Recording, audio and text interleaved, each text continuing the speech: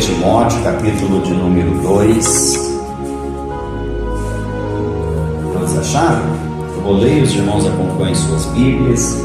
Diz assim a palavra do Senhor: Admoesto-te, pois, antes de tudo, que se faça súplica, orações, intercessões e ações de graças por todos os homens, pelos reis e por todos os que estão em eminência, para que tenhamos uma vida quieta e sossegada em todas as piedades e honestidade, porque isto é bom e agradável diante de Deus nosso Salvador, que quer que todos os homens sejam salvos e venham ao conhecimento da verdade.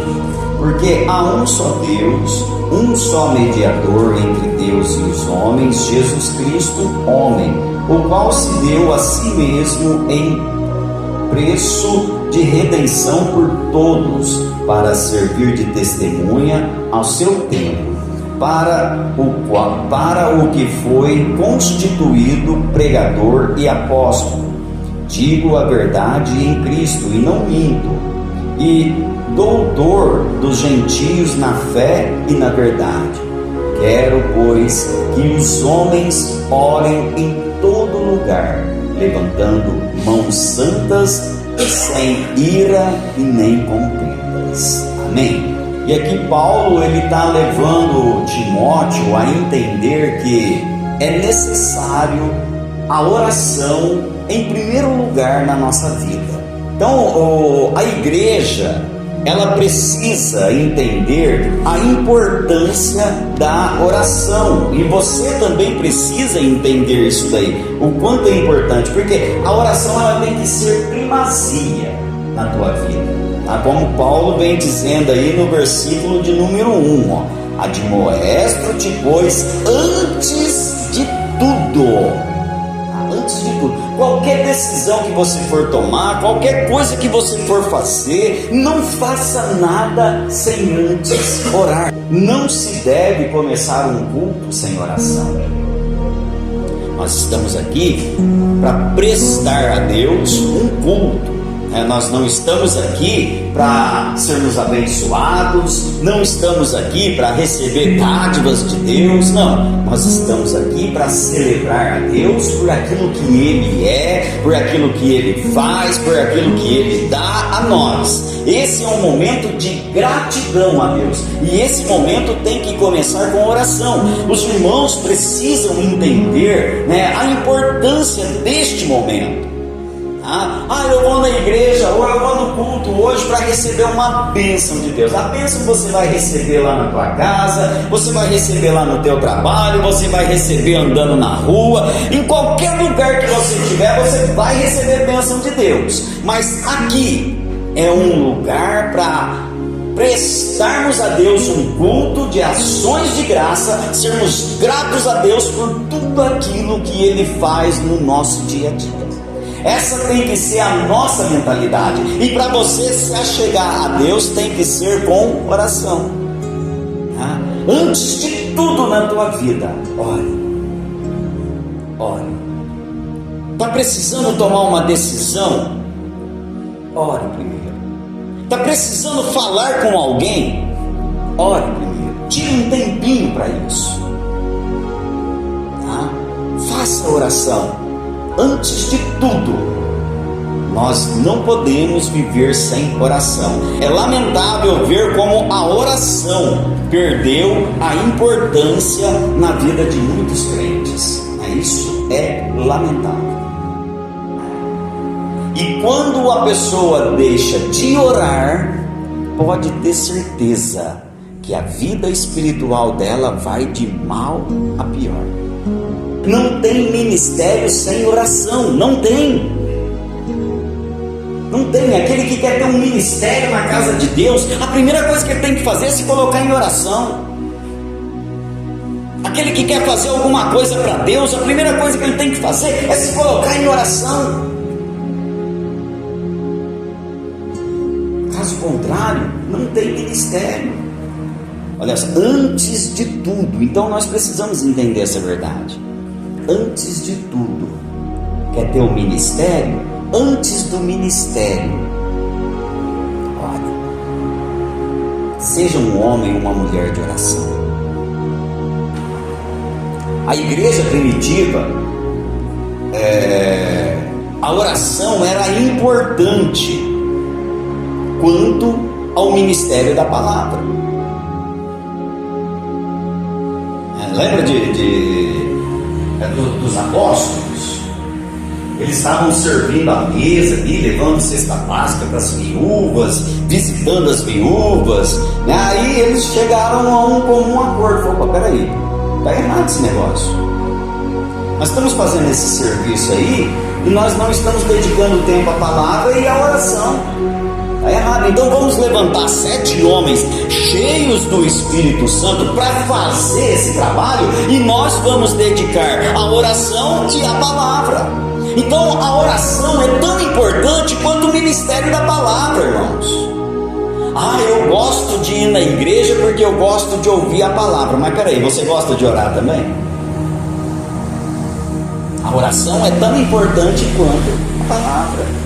Se você tiver com o coração endurecido aí, tiver com raiva de alguém, tiver magoado com alguém, Deus não vai ouvir tua oração. O teu coração tem que estar preparado. É o que Paulo está dizendo aqui, no versículo de número 8: levantando mãos santas. O que é levantar essa mão santa? É o teu coração estar em comunhão com Deus e em comunhão com o teu irmão.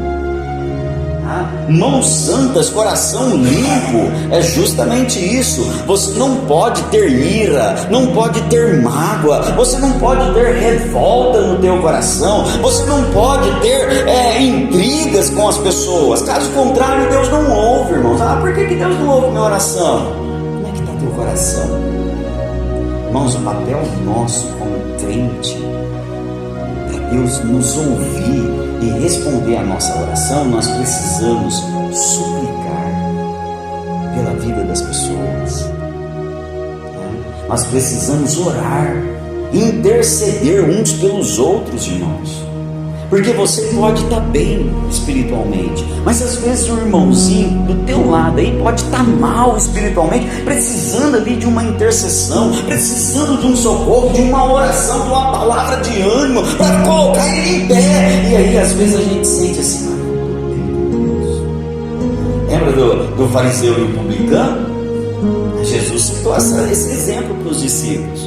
Olha, o fariseu achava ali, todo religioso, ele chegou ali, se colocou em pé diante das pessoas e disse: Deus, graças te dou porque não sou como os demais publicanos.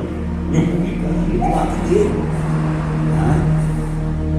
E às vezes, irmãos, tem pessoas no nosso meio se sentindo assim também.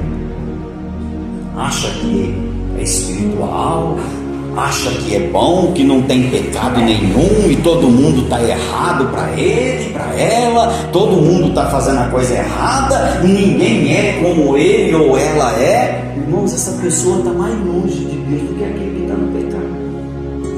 Existem 4 substantivos gregos para a oração, e eles são usados aqui nesse versículo de número 1, que é a súplica. O que é uma súplica? Olha só, é a ideia de apresentar um pedido por uma necessidade que sentimos. Oração é um ato de adoração, não apenas uma expressão de um desejo ou de uma necessidade. A oração verdadeira é o ato de adoração. Então a pessoa que não participa do culto de oração, ela não pode dizer que é um adorador. A intercessão é uma tradução mais adequada para petição. Então, quando nós intercedemos por alguém, nós estamos pedindo a Deus a bênção dele pela vida daquela pessoa. E ações de graças. Ações de graças faz parte da adoração e da oração. Não damos graças apenas pelas respostas às orações, mas também por quem Deus é e por aquilo que Ele faz. Davi ele foi considerado aí um homem segundo o coração de Deus, mas ele fazia isso, irmãos. Ele orava bastante, né? Ele orava bastante, mas ele tirava momentos também para dar graças ao Senhor. Isso daí está lá no Salmo, capítulo de número 103. Bendize, ó minha alma, ao Senhor, e tudo o que há em mim, bendiga seu santo nome. Bendize, ó minha alma, ao Senhor, e não te esqueças de nenhum dos seus feitos. Ele é o que perdoa todas as iniquidades, que sara todas as enfermidades, que redime a tua vida da perdição e que te coroa de benignidade e de misericórdia, e que farda a tua boca de bens, de sorte que a tua mocidade se renova como a águia. E aí ele vai estendendo. Isso é ações de graça, irmãos. O assunto da oração qual deve ser então? Olha só, continuando aí o versículo, volta lá em 1 Timóteo. Qual deve ser o assunto da oração? E Paulo vem falando no verso 2, ó, por todos os homens. No finalzinho do versículo 1 e o verso de número 2 ele fala, pelos reis e por todos os que estão em eminência, para que tenhamos uma vida quieta e sossegada em toda piedade e honestidade. Então, qual deve ser o assunto da nossa oração? Primeiro, as autoridades. Aqui Paulo vem falando que deve ser primeiramente por todos os homens. Quando fala homem aqui, está se referindo a homem e mulher, né? Então, eu vejo assim que uma forma legal da gente começar o culto é um orando pelo outro. O que eu aprendi aqui nesse texto é que o nosso culto tem que começar assim, um orando pelo outro, porque às vezes você está bem espiritualmente, você passou o dia ali em comunhão com Deus, está bem espiritualmente, mas às vezes o irmãozinho do teu lado ali teve tanto problema que ele não está legal assim, não está conectado com Deus, e aí você ora por ele, intercede por ele ali, ele vai se ligar em Deus, e aí o culto vai ser uma bênção na vida dele. Quando Paulo fala para orar para os reis, sabe quem era o governador boca dura aqui nessa época? O pior rei que já existiu, Nero. Era Nero que governava aquela província ali. E Paulo está dizendo para Timóteo, ensina a igreja a orar por Nero. Ele precisa das nossas orações, né? O propósito da oração não é que a vontade do homem seja feita no céu, mas sim que a vontade de Deus seja feita na terra. Esse é o propósito da oração. E às vezes nós queremos que a nossa oração seja feita, a nossa vontade seja feita lá no céu. E não é esse o propósito. O propósito é que a vontade de Deus seja feita na terra. Como foi que Jesus ensinou os discípulos a orar? A oração do Pai Nosso, como foi? Pai nosso que estás no céu, santificado seja o teu nome. E aí nós queremos que a nossa vontade seja feita no céu. Não, irmãos, está errado. É que a vontade de Deus seja feita na terra. Por que as pessoas não estão sendo evangelizadas, não estão sendo alcançadas pela palavra de Deus? Porque a igreja não está orando nesse propósito. Quando a igreja começa a orar neste propósito de alcançar almas, irmãos, Deus começa a abençoar, Deus começa a honrar. Olha só, vou citar aqui alguns exemplos para vocês de pessoas, de crentes, né, que oraram pedindo a Deus essa oportunidade. Olha só, John Knox, ele orou ao Senhor dizendo assim: Senhor, dai-me a Escócia ou eu morro.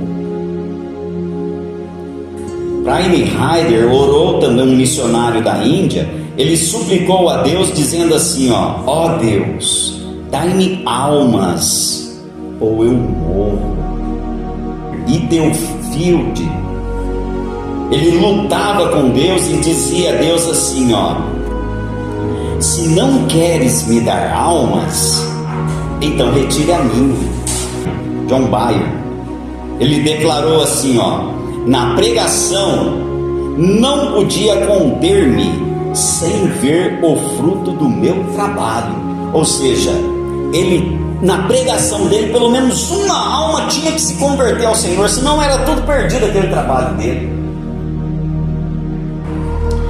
Mateus Henry, ele cita assim, ó, que o maior gozo dele era ganhar uma alma para Cristo, do que ganhar montanhas de ouro e de prata para ele mesmo.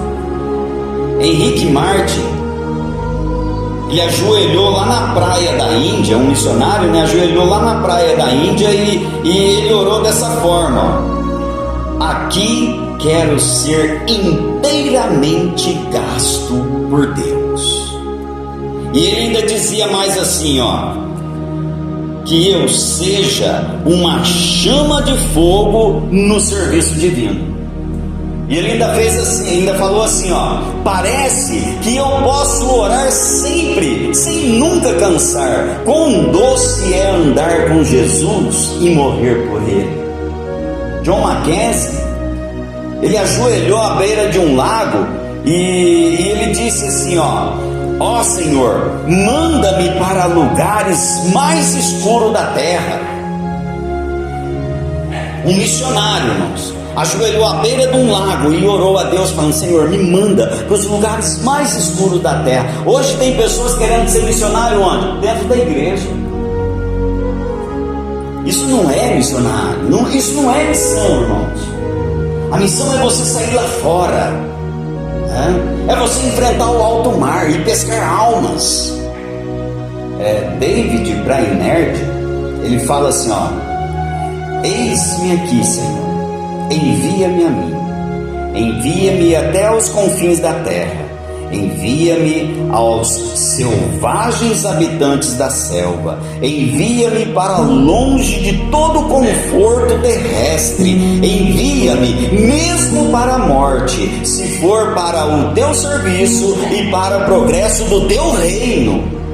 Ele mesmo escreveu assim, ó: lutei pela colheita de almas, multidões de pobres almas, lutei para ganhar cada uma, e isto em muitos lugares. Sentia-me tanta agonia, desde o nascente do sol até o anoitecer, que ficava molhado de suor por todo o corpo. Mas o meu querido Senhor suou sangue pelas pobres almas, com grande ânsia, e desejava ter mais compaixão. E isso daqui é resultado de quê? Vida de oração. John Wells, ele fala assim, ó: encontrava-se nas noites mais frias, prostrado no chão, chorando e lutando com o Senhor por seu povo. Quando sua esposa implorou que explicasse a razão da sua ânsia, ele respondeu: tenho que dar conta de 3.000 almas e não sei como elas estão. Para mim terminar aqui, irmãos, Moody, você já deve ter ouvido falar desse missionário, desse evangelista, né? O evangelista Moody. Ele falou assim certa vez, ó: o grande evangelista do século XIX ouviu casualmente alguém dizer: nossa época ainda está para ver o que Deus pode fazer usando um homem cuja vida seja inteiramente comprometida com Ele. Moody disse: eu serei esse homem, e por meio da sua vida multidões se converteram a Cristo. Ele quis pagar o preço. Irmãos, eu estou falando tudo isso daqui para vocês para motivar você a orar Porque na hora que você começar a orar, você vai ter desejo de falar de Jesus, você vai ter desejo de ver a igreja cheia, você vai ter desejo de ver almas se rendendo ao Senhor, você vai ter desejo de ver o seu ministério crescendo, sendo uma bênção na mão de Deus, irmãos.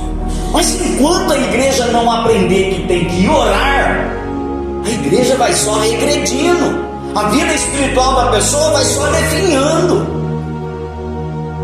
Ah, pastor, eu quero ser um verdadeiro adorador.